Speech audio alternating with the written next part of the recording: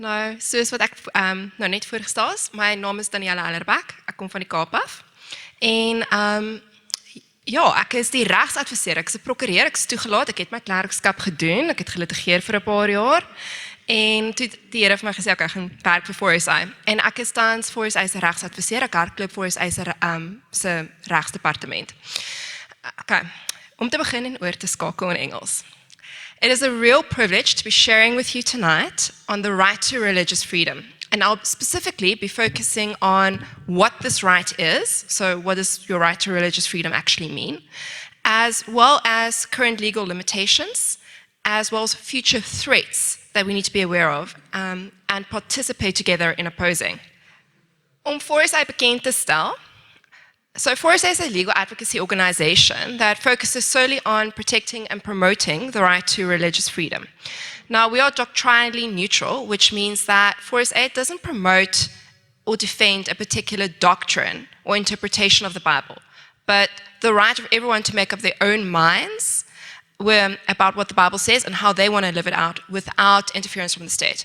And our rally point is this. Whilst Christians, we can disagree with one another on the interpretation of various scriptures in the Bible, we can agree on this, that it is not for the state or anyone else to tell us what we may or may not believe and how we should live out our faith.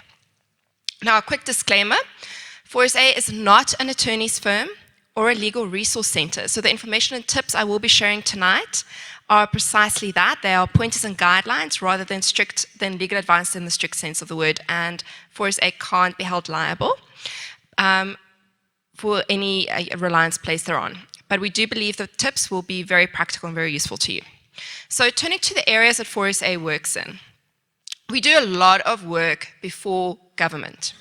So most policies and bills, which are proposed laws, wetsontwerpe in Afrikaans, have their origins in government departments. So for example, the Department of Justice will decide this is an issue in South Africa that we want to tackle and we need to do it via law, so we'll draft up a bill. Now, FORSA will get involved while that bill is still with the department and start liaising with government, starting representing religious freedom interests with government, make the public aware about the bill, educate them, make it easy for the public to participate, and so forth. And then when that bill gets tabled before Parliament, we repeat that process and lobby hard with all the various MPs, members of Parliament, in front of the different committees, making sure that they understand what religious freedom is, why it's so important, and how they can protect and promote it in that bill. We also do a lot of work in front of the Chapter 9 institutions. So those are, for example, your Commission for Gender Equality, your South African Human Rights Commission, as well as your CRL Rights Commission. We do a lot of work representing religious freedom there when those commissions are tasked with investigating cases that involve religious freedom.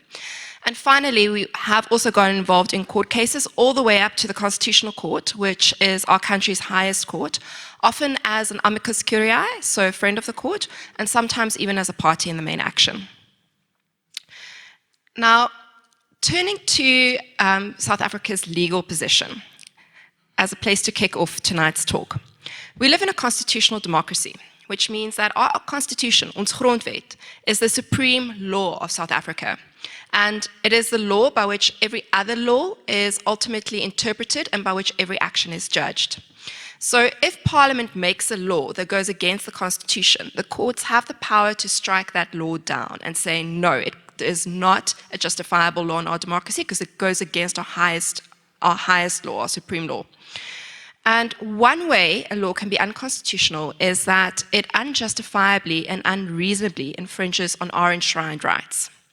And our constitution, as you can see on the slide, guarantees various fundamental rights or human rights. And they're called human rights because they attach to you simply because you're a human. You take them with you wherever you go. You do not leave your right to dignity behind you when you close your front door in the morning to go to work. Nor do you leave your right to religious freedom behind you when you drop your kids off at school. You take them with you. Now, some of the important ones to know about is the right to equality in Section 9. And I point this out because when we say equality, we often think the right not to be unfairly discriminated against, and we think sexual orientation and so forth. But actually, religious freedom and belief or religion and belief and conscience are all equality grounds as well, that you can't be discriminated against. If you're discriminated against based on your religion, your conscience, and your belief, it's deemed to be automatically unfair. Then, of course, closely related, we see human dignity and religious freedom, which we'll get to now. The right to freedom of expression, which is closely intertwined with religious freedom, because what does religious freedom mean if you can't tell other people about your faith or preach it from the pulpit? And then, of course, also the right of religious communities, such as the APK, to practice their religion and form religious associations in Section 31.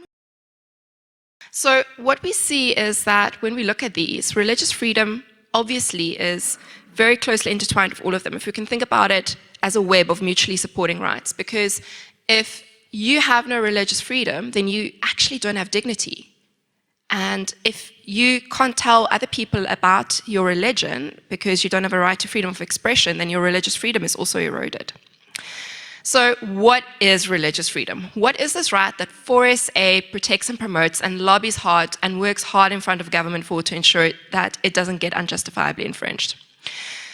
Basically, in a nutshell, religious freedom is your constitutionally protected right to not only believe internally as you choose, but then it's also the right to externally manifest it in public by telling others about it and living your lives according to your beliefs.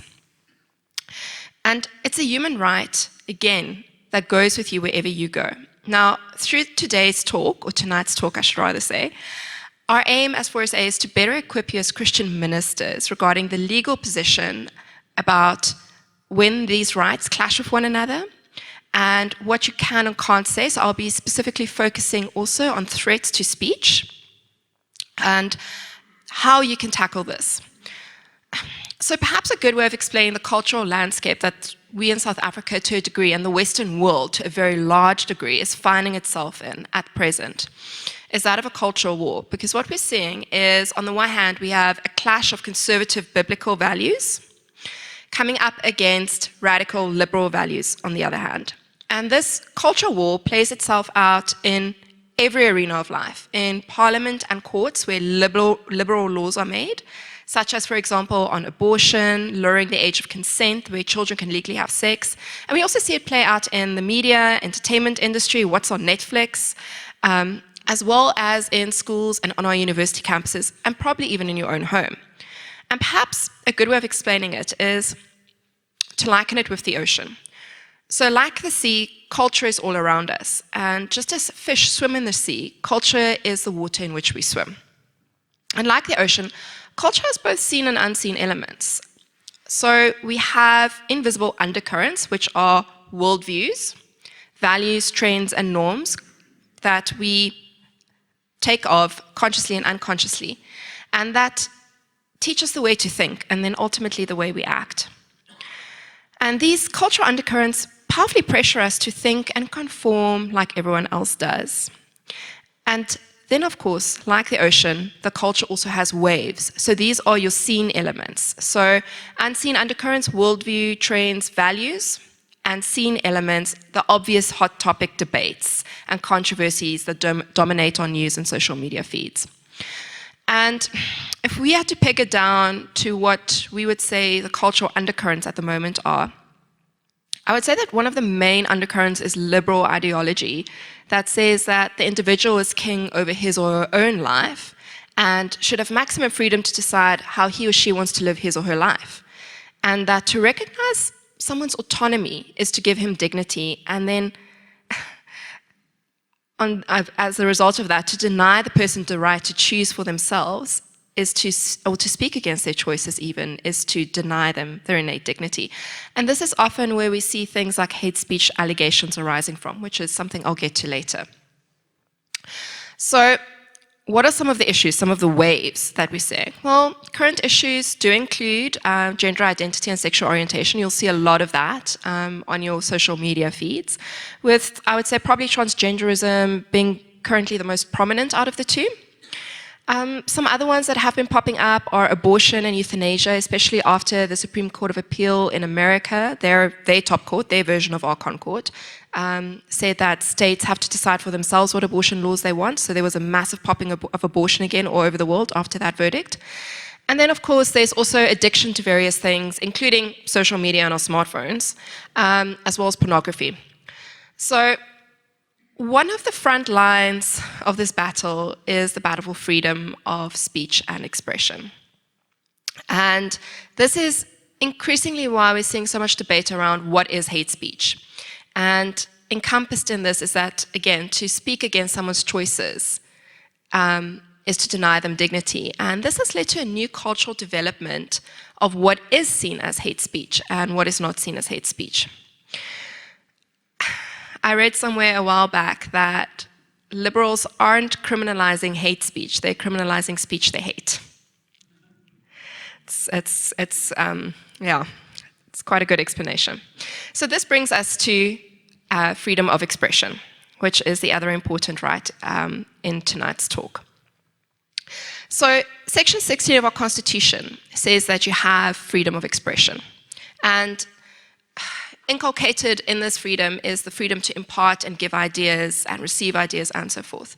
And there are only 3 things that the Constitution excludes from the protection of this right. So they're not prohibited by the Constitution, which our Concord has made clear, but they are excluded. So if you can think about freedom of expression, ring fencing, things that you can say, these things and protecting them, these 3 things fall outside of that protection. Anything else is fair game, no matter how politically offensive or hurtful it can be. So these things are propaganda for war, that is not protected by freedom of expression. Incitement of imminent violence, again, not protected by your right to freedom of expression. And hate speech, which our Constitution defines very narrowly as the advocacy of hatred, so the stirring up of hatred, based on 4 narrow grounds, namely race, ethnicity, gender, and religion. That has to be coupled with the incitement to cause harm. So it's not just enough to stir up hatred against someone based on their race or their religion. You have to couple that with the incitement to cause harm. So those 3 things, propaganda for war, incitement of imminent violence, and hate speech, are all excluded from protection. So, now that we've covered the legal framework that we operate in South Africa, let's talk about the legislative process, which is something I'm very passionate about. Because in this country, we have such a privilege to actually be able to participate and have a say in the laws and policies that our government passes. And it's a right that we don't often use. And that is a pity because it's very powerful. So, how is a law made? We've already said that most bills, proposed laws, and policies find their origins in the State Department. So the state will draft a bill, and then it will ask the public for comments. So it will publish it on the Gazette, in the government Gazette, and it might be reflected on other websites as well on the internet, but it will normally give about a month for public comments and say, okay, South Africa, this is a law we're thinking of making. What do you think about it? And then once it's received the public comments, it goes through a whole internal process because the state has to evaluate every single public comment and make sure it's taken into account. And if it's not taken into account, the suggestions have a reason why not. And this can take very long. Then the bill goes to Cabinet and finally to the minister who tables the bill in Parliament. And that's when it kicks over into the parliamentary process. Now, Parliament has 2 houses, the National Assembly and the National Council of Provinces. And the bill will first go to the National Assembly, who will allocate it to a specific committee made of MPs on education, higher education, or the MPs on health, or the MPs on justice, and they will work with that bill. Again, they will call for public comments again. So now we've already got a second version of the bill, because remember, the state would have drafted it in front of the State Department, the first version, and we would all have had our input on it, and they would have made changes to it, and I'll get to some success stories that show that they actually do listen. And then it goes to Parliament. Now we get a chance to comment on version number 2, if we're still not happy with it, when it's in front of the first house. And then it goes to the second house, and there again, they may call for public comments. So now we get a chance to comment on version number 3. And only once it's been passed by both houses of Parliament, and they voted on it to pass the bill, does it go to the President, who signs it into law. So we have 2, sometimes even 3 chances to actually comment on a law in this country before it gets made. And if a law gets made and it didn't take public comments into account, I mean, that is ground for legal action right there, because Parliament is our elected representatives. They need to legislate our views in line with the Constitution. Now, turning to a success story that shows how public participation actually does influence stuff. Let's talk about the single marriage policy. Some of you may be aware of this. I got phone calls from many, many pastors and many elders all over the country wanting to know what this means for them.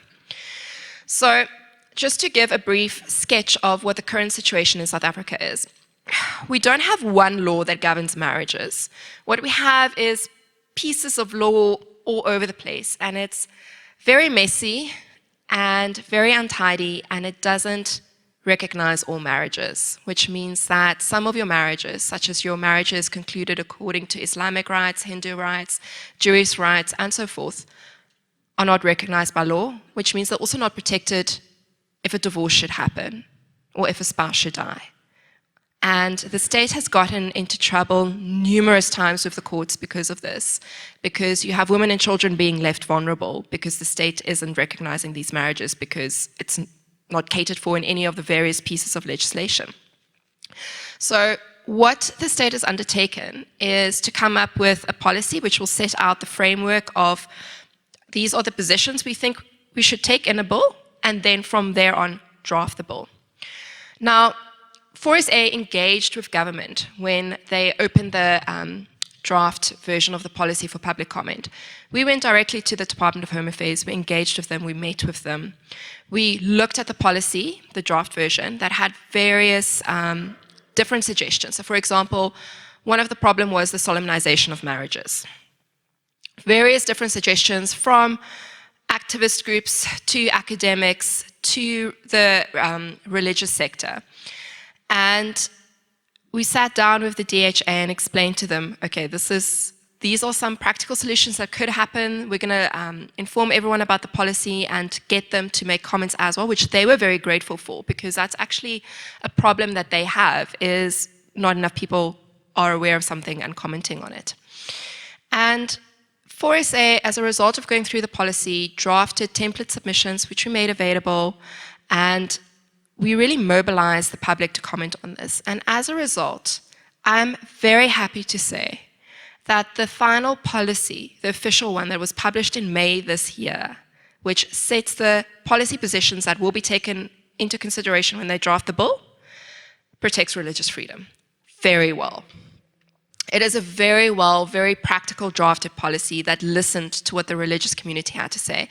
And I want to thank every single one of you who took the time to actually participate in this process, because again, this shows that your voice matters. Because one of the suggestions for the solemnization of marriages is that pastors should be forced to solemnize any and all unions, whether or not it accords with their religion and belief, or even whether it accords with the religious institution that they are part of's doctrines. So there was a real chance at one point that what we would have seen is every single religious marriage officer handing back their marriage license and saying to the state, no. Because that was one of the proposals on the table, was no, you will be forced to do this. So I want to say very well done.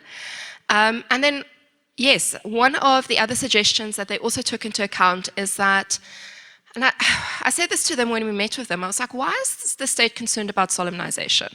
Because the state shouldn't be concerned about the religious and cultural aspects of a marriage. It should only be concerned with, are these two people capable of being married to each other? So are they of, sound mind, proper age? Are they free to marry? What marital property regime they want, and to register that. So what we've seen coming out of the policy, for example, is that even for civil marriage officers who now no longer have the right to conscientiously object to performing unions that go against their faith as a result of the Civil Union Amendment Act passing, again, because of not enough public comments from the religious community, but is that the state has suggested in this policy to actually just split it. They agree, the state shouldn't be involved in solemnization. The state should just focus on the administrative function, which is really wonderful. So what are the next steps now that we have a policy? So as I've alluded, now the state will start drafting a bill. And FORSA has already met with the Department of Home Affairs. We met with them last week. They are keeping us in the loop. They hope to have a draft bill ready by next year to be submitted to Parliament.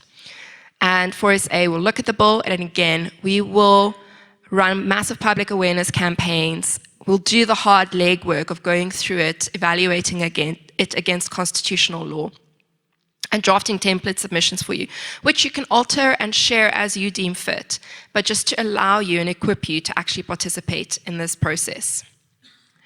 So, turning to current laws that we need to know about. So, this brings me to the Equality Act.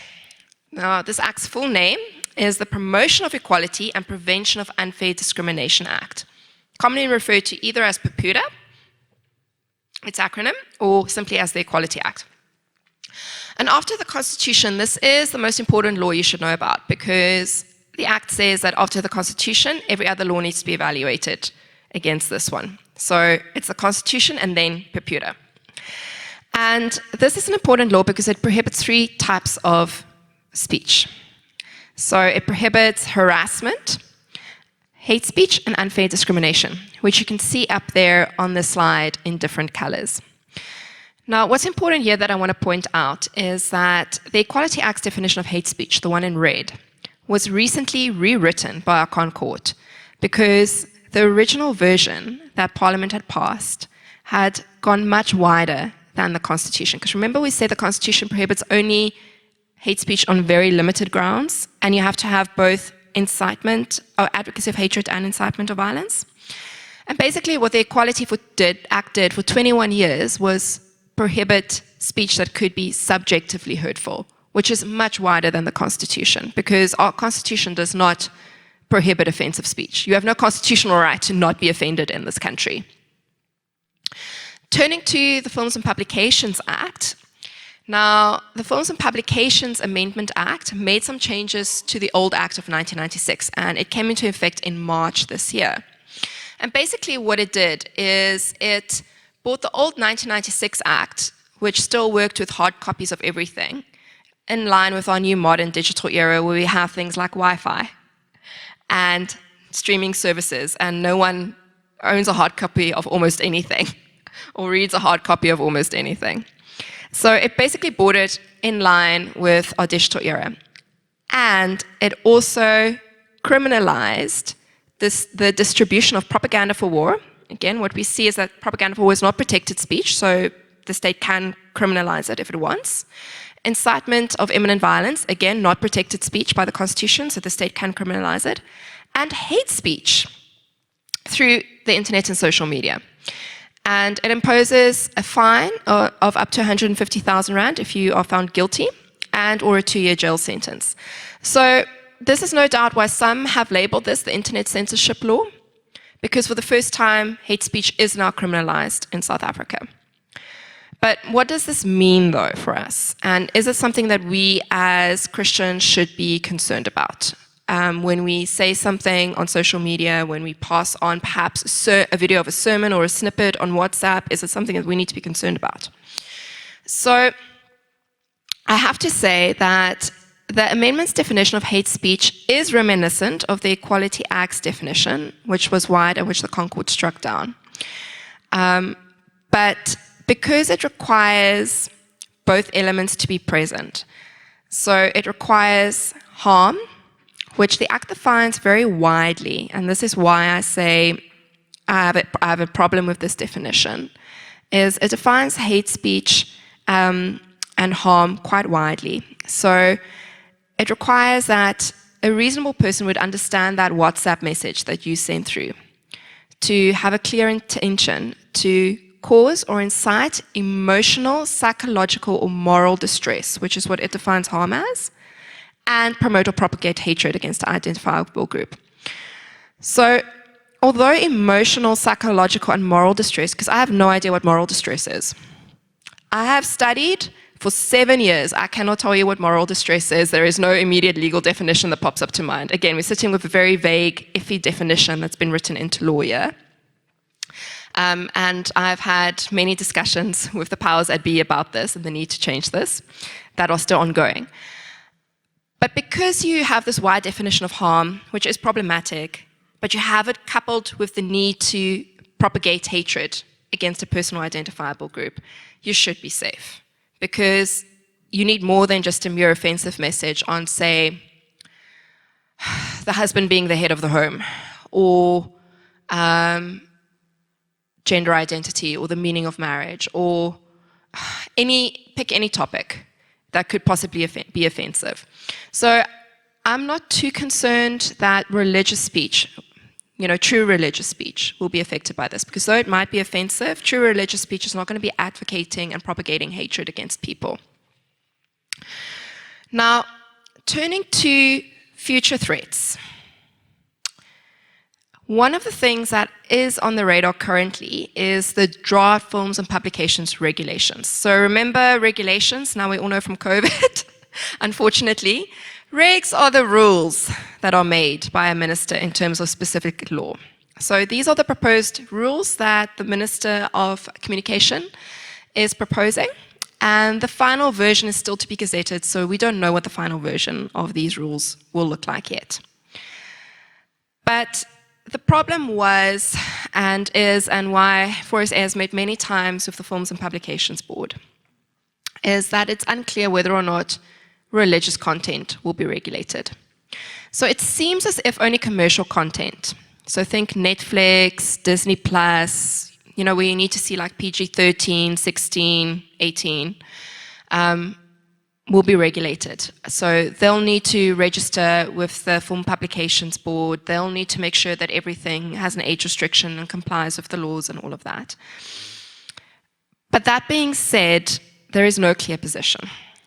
So what FORSA has recommended to the Minister and to the Film and Publications Board is that religious content should not be seen as commercial content, which means that if you are passing on and distributing religious content, you should not have to register as a distributor.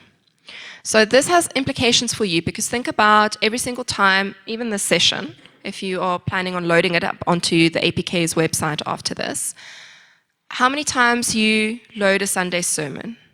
How many times you write an article for your church's website? All of these things, if you were a commercial distributor, would have to, fall in line with the Films and Publications Act and have a rating, and you'd have to register as a distributor. So the ramifications for religious content would be that every single campus or congregation, and I understand that the APK is 200 congregations, would have to apply as a distributor.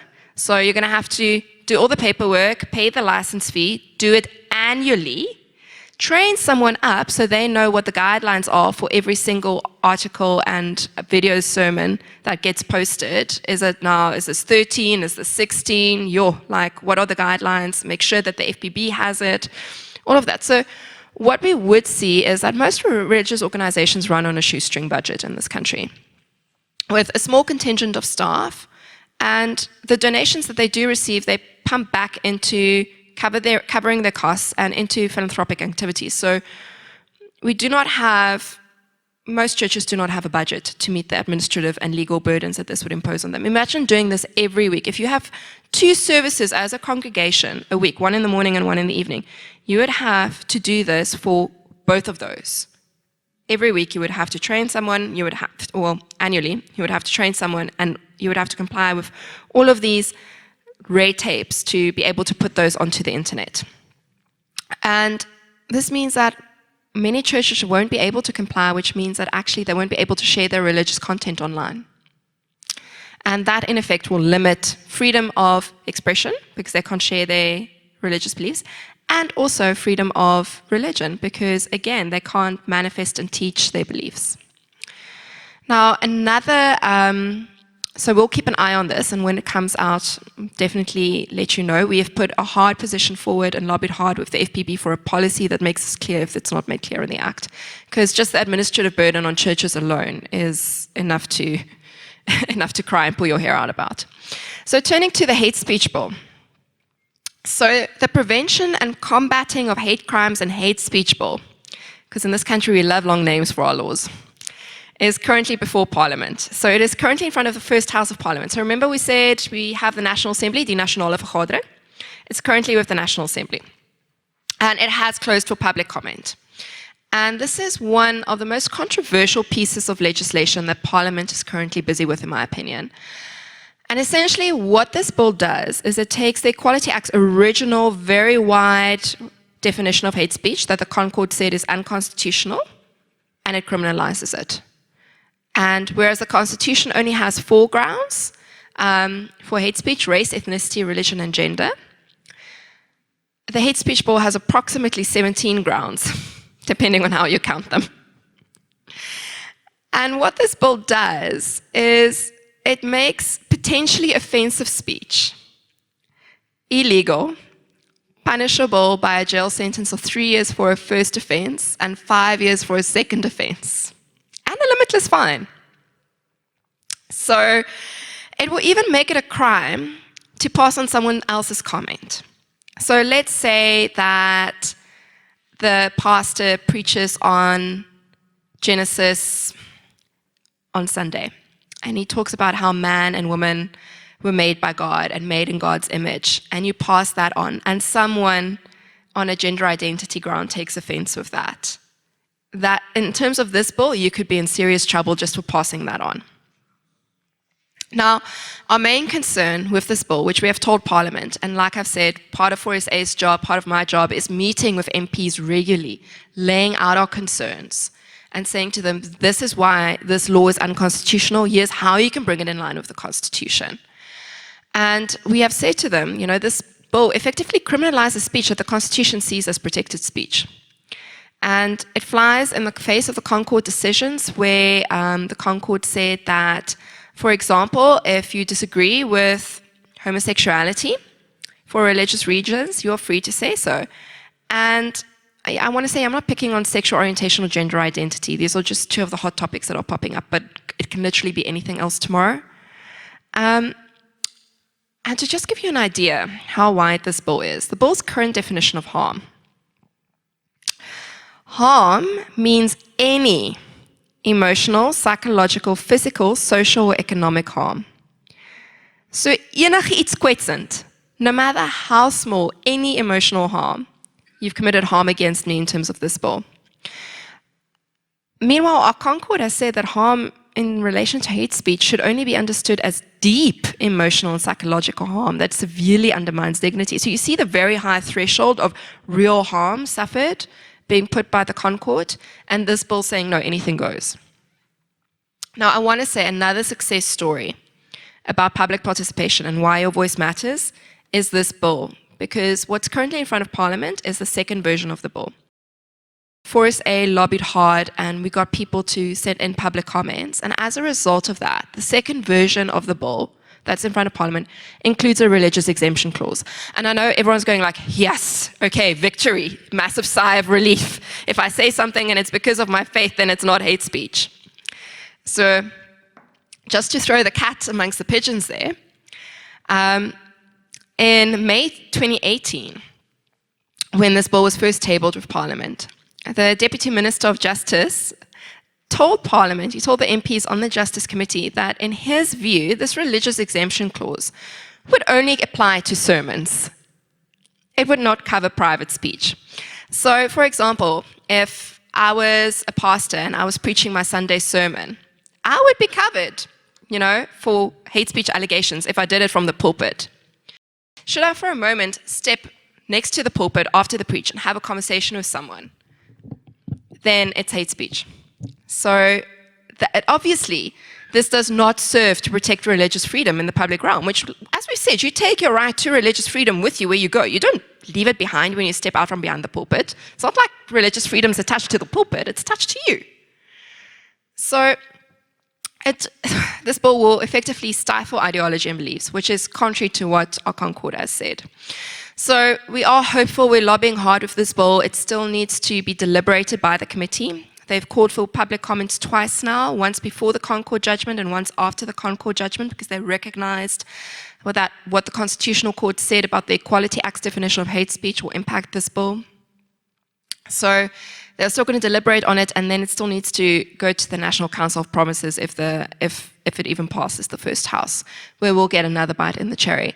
But again, we've already made a massive difference because of the public resistance just from draft 1 to draft 2. So keep going. Your voice really does make a massive difference. Now, in the minutes that we have left, I want to cover the Popular Amendment Bill, which is currently we're in front of the Department of Justice. So it's still in the first step. It's still with the department. It hasn't yet been tabled by the Minister to Parliament. And like I've said, Popular is, after the Constitution, the second most important piece of legislation in this country. And this bill proposes making changes to the things such as the definition of equality, the definition of discrimination. Now, if you're dealing with an act whose very name is the promotion of equality and prevention of unfair discrimination, and you're changing what discrimination and changing what equality means, then you're making very fundamental changes to the law.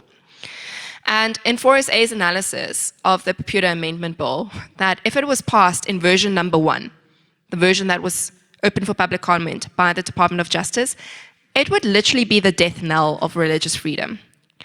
And our concerns mainly are that from a religious freedom point of view, the state will effectively be able to tell religious people and churches what to believe, including what they may or may not say, and how they need to express those beliefs, and how they need to run their internal affairs. So what you get is state regulation of religion, which will effectively result in so many violations of so many various constitutional rights.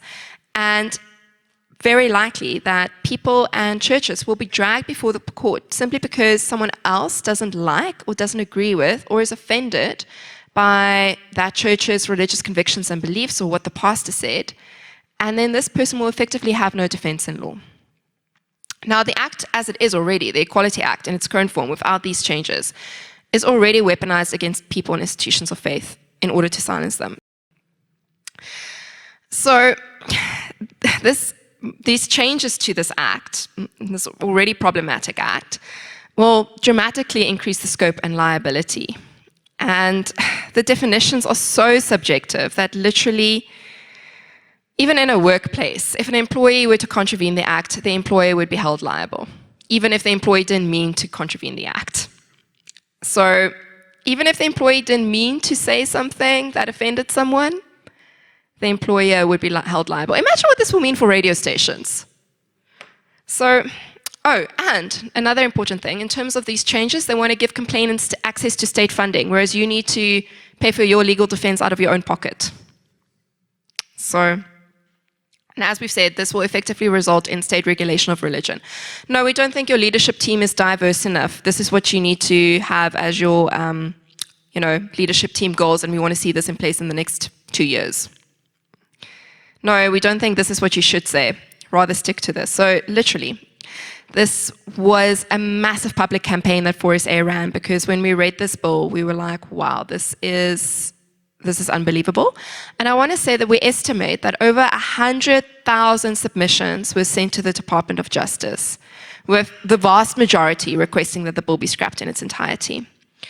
And as a result of this massive public outcry, FORSA actually got a meeting with the Deputy Minister of Justice, who committed to us in a meeting last year that it is not government's intention to interfere with religious institutions or what they believe, and it was something that the department would, quote, look at making clearer in the bill. So it helps when a massive public outcry happens, because you get government's attention. So turning to international trends, I was asked to briefly cover conversion therapy, which I will do so. So in recent years, there's been there's been legal bans against conversion therapy in some countries. And at the time of this talk, at least 13 countries have effected some form of a national ban, including Canada, Argentina, Germany, and Taiwan. Some 20-odd American states, 3 Australian states, and some other territories have also outlawed it. The last time I looked, the UK was also considering banning it. Now, obviously, when you're considering banning something, it's crucial to define what exactly you're banning. If you're banning conversion therapy and you're saying, okay, no one should be subjected to electroshock therapy, no one's going to have a problem with that. But some countries that have banned it, the definitions for conversion therapy are so wide that it even includes someone voluntarily sticking up their hand asking for prayer and they're being prayed for. So think of all your small group meetings, for example, that happen during the week. If someone's saying, okay, I'm having issues with sexual attraction, same-sex sexual attraction, I'm having issues with my gender identity, which is very plausible considering the atmosphere that's currently on our university campuses and what people are learning, especially in the more liberal BA degrees. And you praying for them in some of these countries, that is now criminal.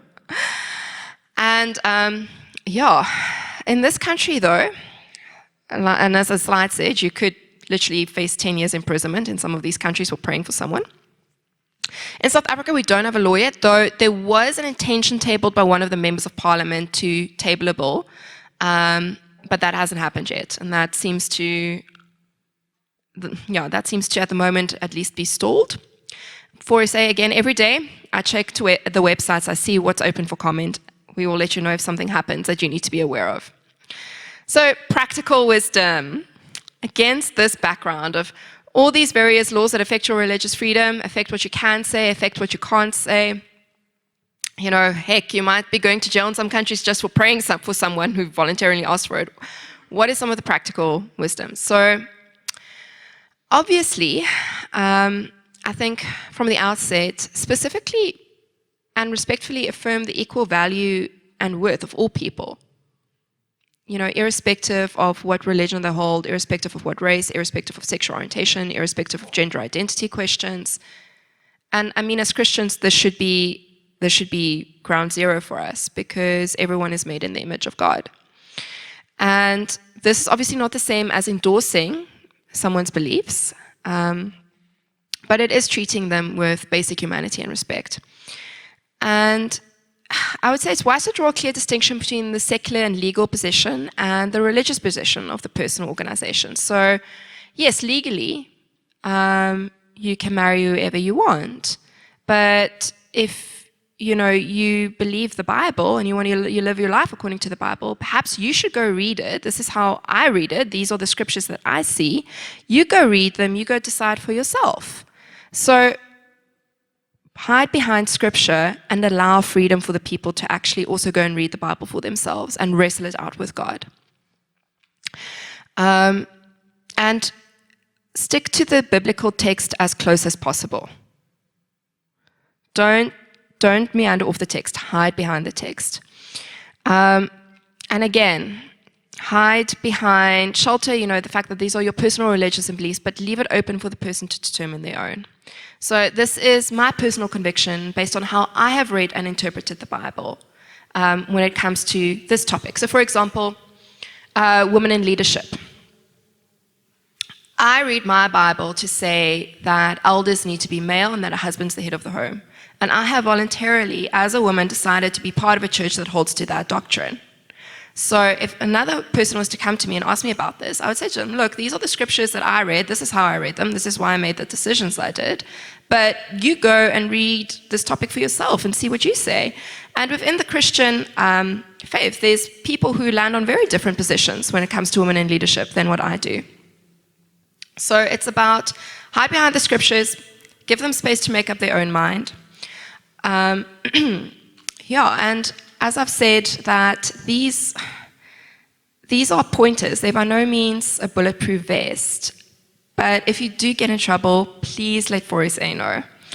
And should you be interested in religious freedom, I highly encourage you to follow FORSA's website and sign up for our newsletter. We send it out once every 3 months, so we most definitely will not spam you. You will only hear from us once a quarter. And in it, we cover the highlights of what is happening, what campaigns are running, what to get involved in. If you sign up for it and there is an issue that pops, so for example, say that the Computer Amendment Bill gets tabled in Parliament tomorrow, and you have a month to make your comments, I will fly back to Cape Town, I will work through that bill. We will, as a team, come up with a template submission for you, and we'll send that out via an alert to everyone who signed up for our newsletter saying, guys, take notice, you have until the 30th of September to make comments on this. These are the big issues. Here's a video, watch it. Here's a template that you can change as you see fit, but that highlight the key religious freedom issues, have your say. So sign up for our newsletter because it will make your ability to participate in public participation so much easier. And then also follow us on Facebook at Freedom of Religion SA. We post daily, we often post videos, we post photos of what we're busy doing, and stay informed. Because I firmly believe that if we have, not everyone in history has been granted the privilege of being born into a democracy where they can actually have a say in the laws that are made. And my personal conviction, the way I read my Bible, is that God will hold me to account for that. And I want to be able to say I was a good steward. So make your life easy, sign up for our newsletter, it's free. Okay, wonderful.